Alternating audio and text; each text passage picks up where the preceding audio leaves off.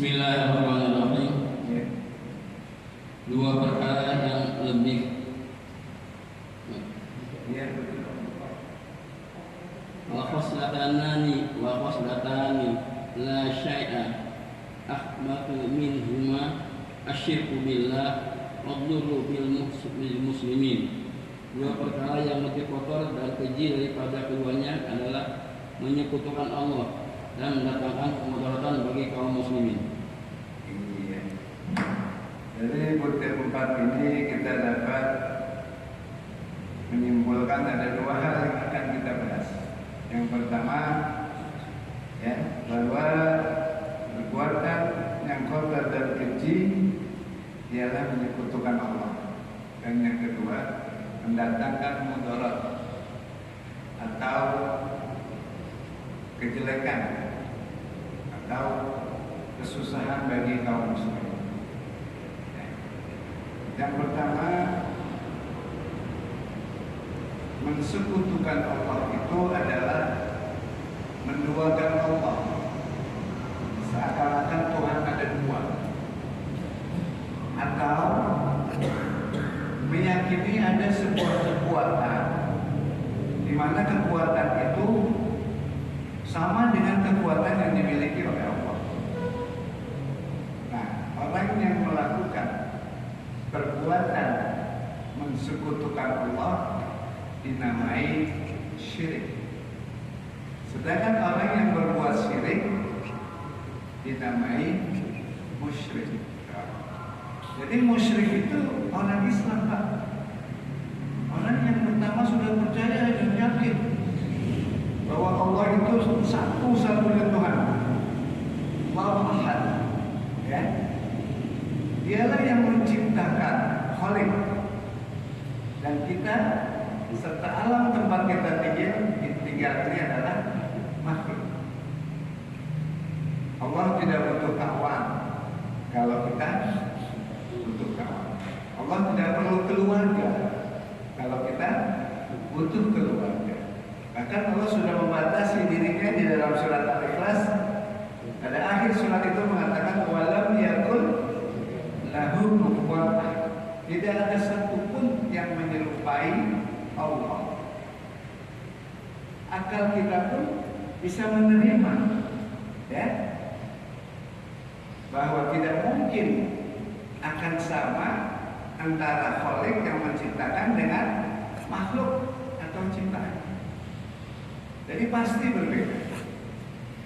Nah, orang yang sudah yakin kepada Allah tiba-tiba bisa percaya dengan selain Allah. Seiring dengan jalannya waktu mungkin bisa, ya, dia udah berdoa pengen sesuatu,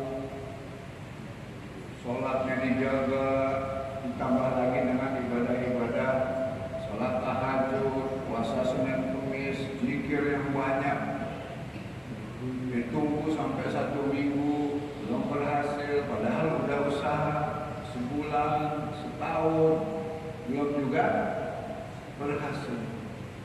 Akhirnya ada orang ngajakin, kalau pengen cepet dapat, ayo ikut saya. Jangan ngajak ke dukun, jangan ngajak ke orang pintar, bisa juga ke kuburan, bisa ke gunung, bisa ke goa dan seterusnya. Kalau saja pada saat dia menyimpang, doanya dikabul, bisa jadi ini penyebab. Dia percaya dengan selain Allah karena doanya telah kabul. Tapi kalau dia tidak terkabul, mudah-mudahan dampaknya terjadi. Gitu. Ya. Jadi orang Islam yang sudah percaya, lalu dia percaya kepada selain Allah, maka dia dikatakan orang yang musyrik. Oleh karena itu, perbuatan musyrik itu dikatakan perbuatan keji dan kotor. Kenapa demikian? Karena sudah suci, sudah bersih, sudah benar keimanannya, dia percaya kepada selain Allah. Allah dibanding-bandingkan. Kalau kita membandingkan sesama manusia, silakan. Misalnya si A lebih pintar dari si B, si C lebih kaya dari si D, si E lebih tampan, lebih cantik dari si F dan seterusnya. Silakan. Tapi kalau Tuhan yang dibanding-bandingkan, bukan haknya manusia. Nah inilah yang bilang kenapa dikatakan perbuatan keji dan kotor. Ya. Oleh karena itu Allah adalah Tuhan yang sangat pencemburu, nggak mau dia dibanding-bandingkan. Makanya Allah mewaspadai, ya, jangan sampai kalian berbuat syirik. Karena syirik itu adalah dosa yang tidak akan diampuni oleh Allah. Bahkan termasuk dosa yang besar. Ada dalam satu surat sampai 2 ayat Pak diulangi, yaitu surat An-Nisa surat keempat. Yang bawa HP dan Al-Quran silakan dilihat. Surat keempat ayat ke-48 Allah berfirman, Bismillahirrahmanirrahim. Inna Allaha la yaghfiru an yushrika bihi wa yaghfiru ma duna dzalika liman yasha. Wa may yushrik billah faqad iftara isman azima. Dan artinya sesungguhnya Allah tidak akan mengampuni dosa syirik, tapi Allah mengampuni dosa selain syirik bagi siapa yang dikehendaki. Barang siapa yang berbuat syirik, berarti dia sudah berbuat dosa yang sangat besar. Hindari perbuatan syirik. Ada juga di ayat yang ke-116. Itu diulangi dengan yang sama, tapi cuma ujungnya yang berbeda. Wa may yusyrik billah faqad dhalla dhalalan ba'ida. Barang siapa yang berbuat syirik, maka dia sudah tersesat yang sangat jauh. Ada juga di surat Luqman, surat yang ke-31 pada ayat yang ke-13. Allah berfirman, wa iz qala Luqmanu li ibnihi ya bunayya la tusyrik billah inna syirka la zulmun azim. Ingatlah ketika Luqman berkata dan mendidik anaknya, wahai anakku, janganlah engkau menyekutukan Allah. Karena menyekutukan Allah itu adalah kezaliman yang sangat besar.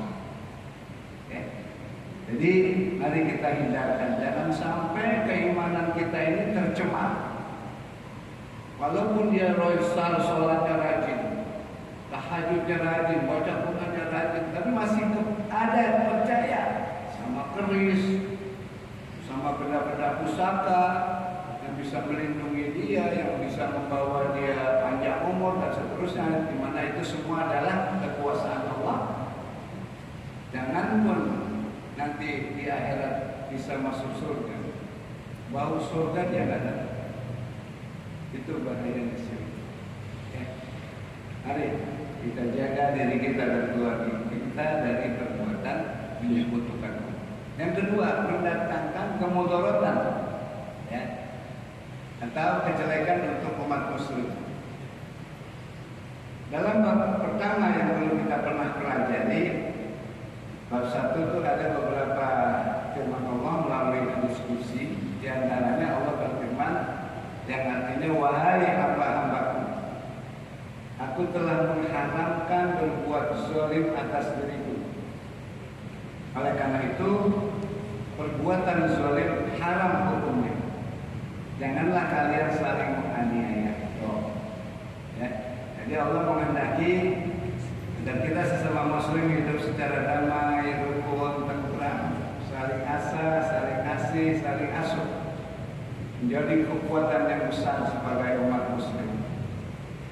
Saya percaya dan yakin bapak-bapak, ibu-ibu yang sering datang ke majelis taklim udah bagus nih, nggak mungkin melakukan kezaliman. Tapi bagaimana dengan anak-anak kita? Bagaimana dengan cucu-cucu kita? Ya. Nah terus terang Pak, zaman sekarang nih kenakalan remaja kayaknya udah melampaui batas. Ya. Seperti misalnya tawuran di mana-mana.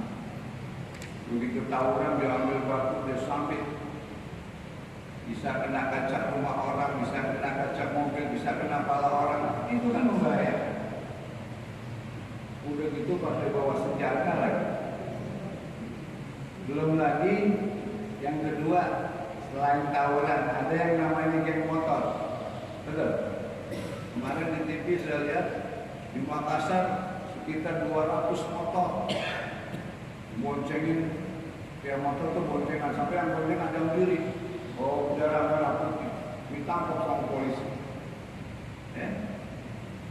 Dia namain apa tuh Makassar, nggak boleh tinggal mandor Pak. Grup geng motor mandor di Makassar. Ya, di sini juga udah ada banyak dan selalu membuat ketidakbaikan. Apalagi kalau termasuk salah satu anggota begal di Allah. Begal itu Pak udah paling hebat dia. Dia main bawa samurai, ketemu orang main bebas saja. Kadang-kadang bukan niat untuk nyolong motor, dia cuma niat jago-jagoannya doang. Dan begitu ketangkap polisi udah kayak yang siram air. Nauzubillah. Makanya jaga anak-anak kita. Ya, karena yang wajib menjaga anak cucu kita adalah kita Pak, bukan orang lain. Lihat firman Allah dalam surat At-Tahrim, surat yang ke-66. Pada ayat yang ke-6 Allah berfirman, ya ayyuhallazina amanu qu anfusakum wa ahlikum. Wahai orang yang beriman, jaga dirimu dan keluargamu dari api neraka. Mudah-mudahan kita juga tidak termasuk membuat makar, membuat kemudaratan kepada sesama muslim. Amin. Ya Rabbal. Itulah bahasan singkat dari butir yang keempat. Sebelum kita masuk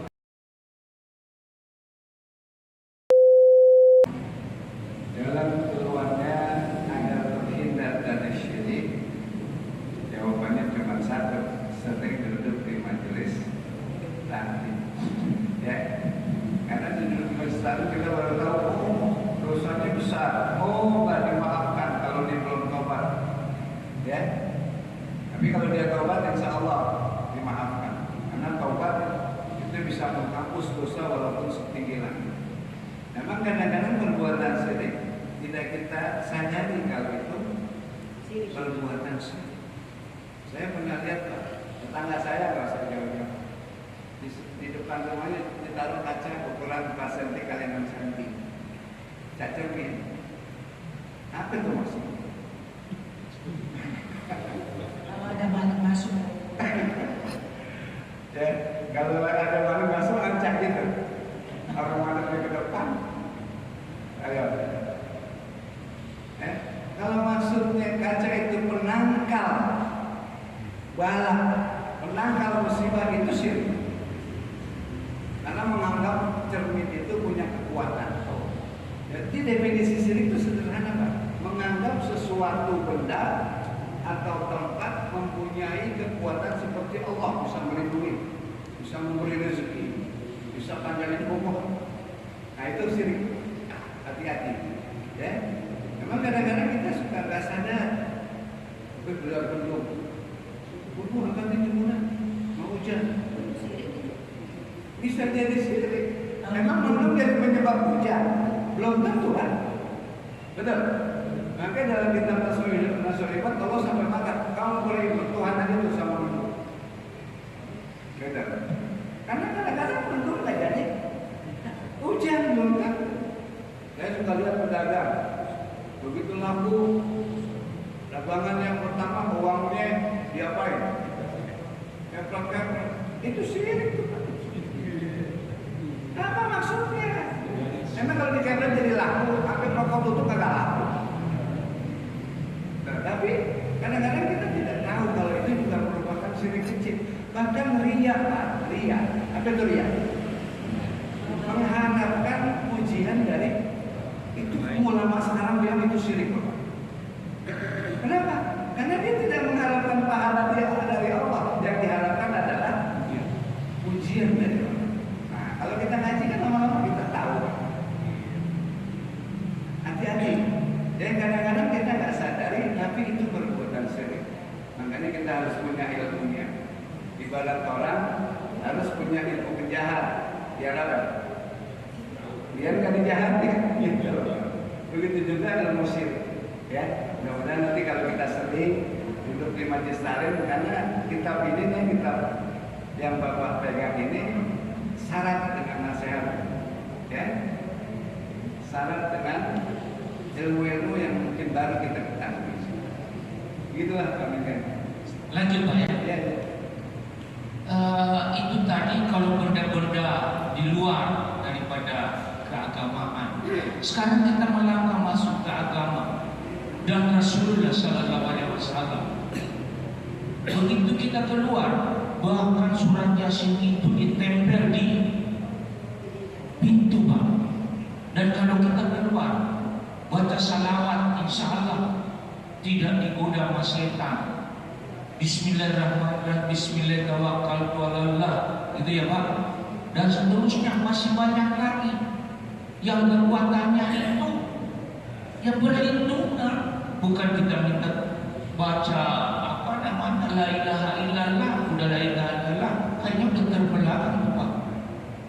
Nah, gimana itu kondisinya Dewi? Terima kasih Pak.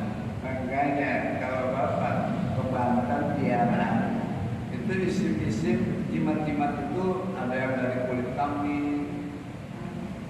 Itu tulisannya bahasa Arab, bahkan firman-firman Allah. Betul.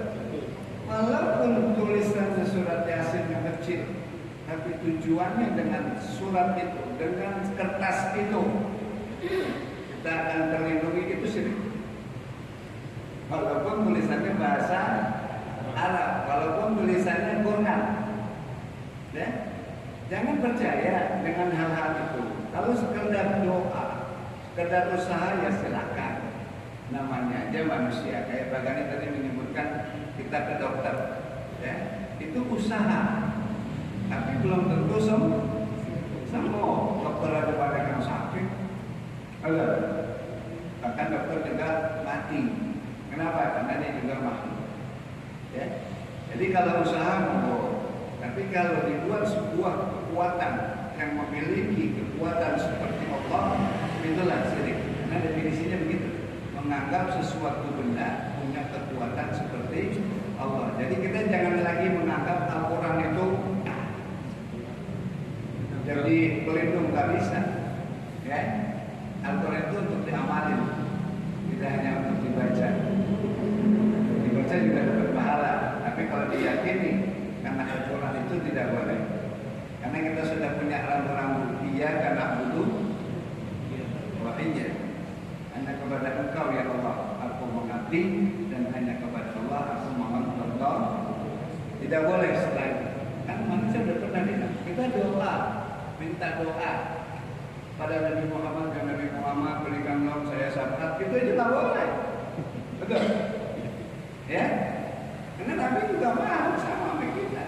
Mintanya tetap sama Allah. Makanya kalau kita salawat selalu kita nyebut Allahumma sholli ala, ya Allah. Allah dulu mintanya sama Allah. Yang itu Pak, Ya. doa termasuk doa, bukan kalau doa enggak. Ada amalan kan yang mendatangkan rezeki banyak ini untuk apa sekarang? Baca ini akan terlindung bala dari pagi sampai malam, baca malam dari malam sampai pagi. Ya kan begitu Pak? Nah, iya, udah. Ya itu termasuk usaha Pak. Bukan usaha kita sholat duha, yang mudah dengan sholat duha rezeki kita jadi lancar. Itu usaha. Ya. Itu salah satu usaha. Termasuk zikir, termasuk baca Quran, itu juga usaha. Kenapa? Kita deketin aja Allah yang Maha Kaya. Betul? Karena yang ngasih rezeki Allah. Boleh kalau niatnya usaha. Ada lagi? Kalau nggak ada nyambung ke makalah yang kedua. Silakan. Yang saya mau baca, maka.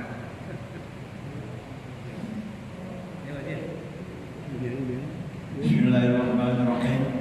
Assalamualaikum warahmatullahi wabarakatuh. Bismillahirrahmanirrahim. Qala alaihi salam. Alaikum bima ja'a al ulama wa wasimai alamil musulman. Fa inna Allah ta'ala yuhyil qalbal mayyitati mayyita binuril hikmati kama yuhyil ardol maitata bima ilman matari. Artinya makalah yang kedua, satu, Nabi SAW telah bersabda, hendaklah kalian duduk bersama ulama dan mendengarkan perkataan mereka yang bijaksana, karena sesungguhnya Allah Ta'ala menghidupkan hati yang mati dengan cahaya hikmah, sebagaimana Allah menghidupkan bumi yang mati dengan air hujan. Iya. Dari hadis Nabi untuk makalah kedua butir yang pertama ini ada 3 hal yang akan kita bahas. Pertama, himbauan Nabi, hendaklah kau sering duduk bersama ulama. Yang kedua, untuk mendengarkan ucapannya yang bijaksana. Dan yang ketiga, sesungguhnya Allah menghidupkan hati yang mati dengan cahaya hikmah, seperti Allah menghidupkan bumi dengan air hujan. Yang pertama, duduk bersama ulama bisa bermakna sering duduk di majelis taklim atau di majelis ilmu. Ya. Karena dengan duduk di majelis ilmu ini sebuah pertanda bahwa Allah akan memberi kebaikan kepada orang yang sering duduk di majelis ilmu atau di majelis taklim. Nabi bersabda, "May yuridillahu khairan bihi yufaqihu fiddin." Karena siapa yang Allah kehendaki akan memperoleh kebaikan, maka ditambahlah dia ilmu agamanya. Kebaikan dalam hati yang luas. Insya Allah orang yang sering duduk di majelis taklim, Allah jaga kebaikan kesehatannya, Allah jaga ekonomi, Allah jaga umurnya lebih bermanfaat, Allah jaga hubungan keluarganya lebih harmonis dan seterusnya. Apalagi nanti kebaikan di akhirat. Ya. Ini kalau gembira buat kita yang rajin duduk di majelis taklim, ini pertanda bahwa Allah akan memberikan kebaikan. Atau duduk bersama ulama bisa juga bermakna kita mendatangi ulama. Ya. Kita mencari ilmunya, kita mencari nasihatnya. Apalagi kalau kita punya masalah, datangi ulama untuk mencari solusi dari masalah. Insya Allah diberi jalan yang benar. Terus terang Pak, saya waktu bekerja di hubungan laut, ada teman saya laki-laki. Dia bingung kenapa dia kok senangnya sama laki-laki. Gak bisa dia senang dengan perempuan. Dia pergi ke psikiater, psikiaternya orang juga nggak benar juga. Apa Sampai disarankan waktu itu masih ada kerabat tukar. Kamu pergi ke kerabat tukar tempat prostitusi. Coba kamu ambil 2 wanita sekaligus. Nanti sekitar setengah jam suruh masuk kuliah. Begitu dia sewa 2 wanita PSK. Dia nggak ada gairah apa. Begitu datang ngambil lagi. Dia itu kan psikiater yang goblok itu. Betul. Nyarannya solusi yang nggak benar. Tapi kalau ulama insya Allah nggak bakalan nyaranin begitu. Betul. Ya. Nah, jadi apalagi kalau kita punya masalah datangi ulama. Gitu. Nah, pengertian ulama adalah orang yang dalam ilmu pengetahuannya, luas wawasan ilmu agamanya. Ya. Makanya dia bisa membuat fatwa, mengeluarkan hukum. Kalau saya maaf, bukan ulama, masih jauh banget sama ulama. Saya ini adalah sama dengan bapak dan ibu. Kita kawan sahabat dalam mengkaji kitab Nasul Ibad. Ya. Jadi yang dimaksud ulama di sini adalah orang-orang yang alim, yang ilmu agamanya dalam. Oleh karena itu, ada minimal kalau kita datangi ulama ada 3 manfaat. Ya. Yang pertama sudah jelas tadi, insya Allah kita akan dapat ilmu, khususnya ilmu agama. Yang kedua, insya Allah tertular. Karena ulama itu rata-rata orang baik. Insya Allah kita jadi orang baik. Kenapa? Karena pergaulan itu sangat cepat berpengaruh. Kan ada peribahasa, kalau kita duduk bersama tukang ikan, kita akan mencium bau amis. Kalau kita duduk sama pandai besi, kita akan merasakan panasnya waktu dia membakar besi. Kalau kita duduk sama tukang minyak wangi, kita akan mencium baunya minyak wangi. Begitu besarnya Pak pengaruh pergaulan. Makanya Bapak, Ibu kalau pengen tahu anak kita orang baik, cucu kita orang soleha, lihat temannya. Kalau temannya orang baik, insya Allah anak kita, cucu kita juga orang. Tapi kalau temannya tukang mabuk-mabuk, sahabatnya apalagi tukang narkoba, hati-hati. Bisa jadi anak kita yang kita anggap soleh di luar malah sebaliknya yang terjadi. Tuh dasarnya pergaulan. Ya. Nah itu yang pertama. Yang kedua, untuk apa kita duduk dengan ulama? Untuk memperoleh atau mendapatkan ucapan-ucapannya yang bijaksana. Oleh karena itu ulama selalu kata-katanya indah, orang yang frustasi jadi semangat dalam hidupnya, orang yang sakit jadi sehat, gitu. Nah kita jadi meniru perbuatan ulama tersebut, baik akhlaknya maupun ucapan.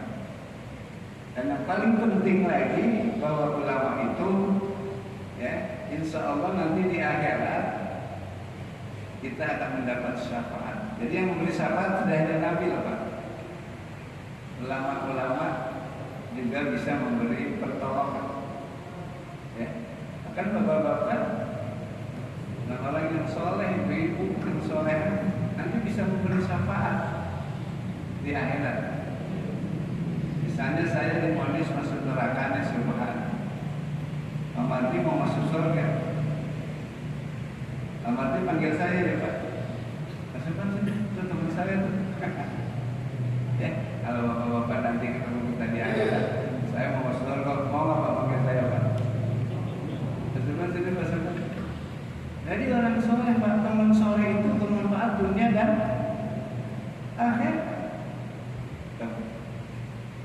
Manfaatnya berteman dengan orang yang soleh. Dia bisa menolong tidak hanya di dunia, tapi sampai ke negeri akhirat. Kebaikannya orang soleh. Begitu juga. Tadi ada yang ketiga.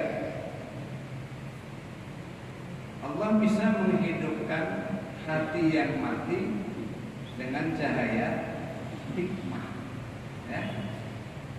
Hikmah itu adalah penggalian dari manfaat-manfaat dari ajaran Islam. Banyak orang menggali manfaat wudu.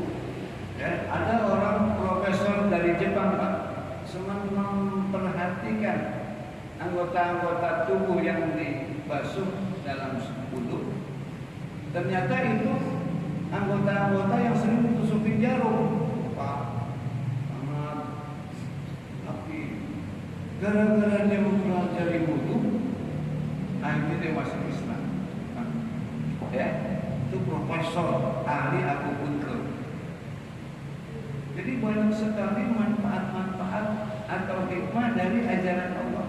Karena Allah yang menciptakan manusia, maka ajarannya pun bermanfaat buat manusia. Syarat dengan manfaat, belum lagi sholatnya, belum lagi tahajud, belum lagi baca Quran. Mungkin banyak di postingan begitu manfaat banyak. Ya, jadi Allah telah menghidupkan hati yang mati dengan cahaya hikmah. Kalau diibaratkan hati itu bagaikan pohon, pohon kalau sering disiram lama-lama subur. Apalagi kalau dikasih pupuk, bisa tumbuh kembang, ada kembangnya, ntar ada buah, sehingga banyak orang bisa makan buah itu. Jadi rezeki buat manusia. Ya, makanya orang yang sering mendengarkan ceramah agama atau tausiah, kan ceramah agama sering disebut dengan siraman rohani. Insya Allah dia jadi semangat ibadahnya. Bahkan bisa berbuah. Apa maksudnya berbuah? Bisa bermanfaat buat orang lain. Ya, dia bilang, ajaklah nasihat dengan penuh lemah lembut. Ya, diajak temannya, sahabatnya yang tadinya nggak kenal masjid jadi sering ke masjid. Gitu. Karena kalau tidak disirami itu hati, ibarat pohon akan kering, akan layu, lama-lama mati. Hati yang kering, yang layu, yang sakit, biasanya di hatinya masih banyak penyakit-penyakit hati. Seperti tadi dia mau ibadah, dia mau berbuat baik, lalu ada pujian dari orang. Betul. Ada juga penyakit ujub. Apa itu ujub? Bangga dengan kebaikan dan ibadah yang dilakukan. Oh, satu kampung tahu kalau dia penyumbang terbesar, kalau dia yang banyak jasanya. Atau juga penyakit diri. Apa itu? Lihat ada orang yang punya sesuatu, dia juga pengen. Kalau perlu pengen lebih bagus. Yang paling bahaya dengki. Kalau iri kan cuma pengen punya sama. Tapi kalau dengki, dia senang kalau kenikmatan yang dialami oleh orang lain hilang. Coba. Jadi ada peribahasa, senang lihat orang susah, susah kalau lihat orang senang. Itu dengki di situ bahaya. Ya. Nah, kalau orang itu sering duduk di majelis taklim, insya Allah hatinya Allah buat cair, Allah buat mudah untuk menerima nasihat. Tapi kalau sampai didiamin, nggak pernah disiram sampai mati, nah ciri-ciri hati yang mati itu tidak pernah menerima nasihat dari Tuhan. Karena dia merasa paling pintar, dia paling hebat, ya. Padahal ini adalah salah satu sifat dari iblis. Pada saat Allah bertanya, wahai iblis, kenapa engkau tidak mau sujud sama Adam ketika aku perintahkan? Ini diabadikan sama Allah dalam surat Al-A'raf, surat yang ke-7, pada ayat yang ke-12. Apa jawaban iblis? Qalu anna khairum minhu khalaqtani min nar wa khalaqtahu min tin. Apa kata iblis? Aku lebih baik dari dia. Engkau ciptakan aku dari api. Sedang dia Adam engkau ciptakan dari tanah. Jadi seolah-olah api itu lebih hebat dari tanah. Padahal itu salah besar. Kenapa? Lihat fungsinya api. Cuma dua. Pertama bisa nerangin. Betul. Itu pun kalau kita butuh. Kedua bisa membakar. Ini di televisi banyak berita kebakaran. Ada wawancara tetangga yang nggak kebakar sama wartawan ditanya, Pak, berapa rumah yang kebakar? Ada 70 rumah. Dalam waktu 15 menit hangus semua. Oh, Pak, api. Ya, dia pikir api hebat. Coba lihat tanah. Lihat tanah.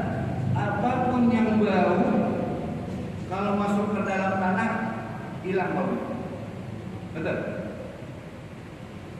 Bahkan kita kalau dijilat sama anjing, liurnya, apa babi, itu diwajibkan menurut Imam Syafi'i harus pertama kali dibasuh oleh tangan, bukan sabun.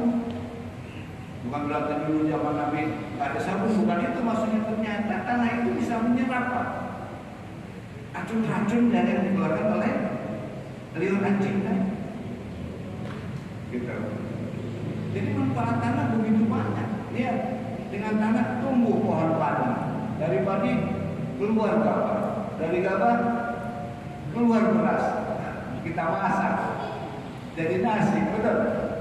Belum keluar bayam, keluar topeng, segala macam jadi rezeki buat kita.